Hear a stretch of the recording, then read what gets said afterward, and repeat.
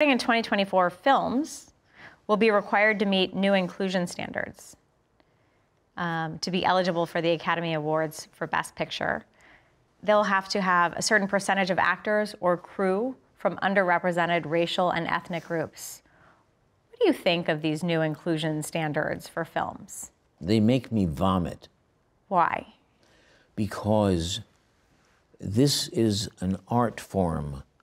It's also a form of commerce, and it makes money, but it's an art. And no one should be telling me as an artist that I have to give in to the latest, most current idea of what morality is. And what are we risking? Are we really risking hurting people's feelings? You can't legislate that. And you have to let life be life. And I'm sorry, I don't think that there's a minority or a majority in the country that has to be catered to like that. Yeah. You know, Laurence Olivier was the last white actor to play Othello. And he did it in 1965. And he did it in blackface. And he played a black man brilliantly.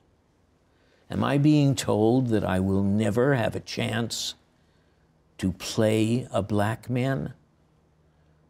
Is someone else being told that if they're not Jewish, they shouldn't play The Merchant of Venice? Mm-hmm. Are we crazy? Do we not know that art is art? This is so patronizing. It's so thoughtless and treating people like children. Do you think there's a difference between the question of representation and who is allowed to represent other groups? For example, as you said, somebody representing the Merchant of Venice. And the case of blackface explicitly in this country, given the history of slavery and the sensitivities around black racism. Do you think there's a difference between those? There shouldn't be. Why? Because it's patronizing. Because it says that we're so fragile that we can't have our feelings hurt. We have to anticipate having our feelings hurt, our children's feelings. We don't know how to stand up and bop the bully in the face. Do you think, as we tell stories about our past, that there is a fuller version of our history that is perhaps more inclusive to the diversity of the country now, or? You know, I once worked for a guy who was making a film about the gangsters of the 30s.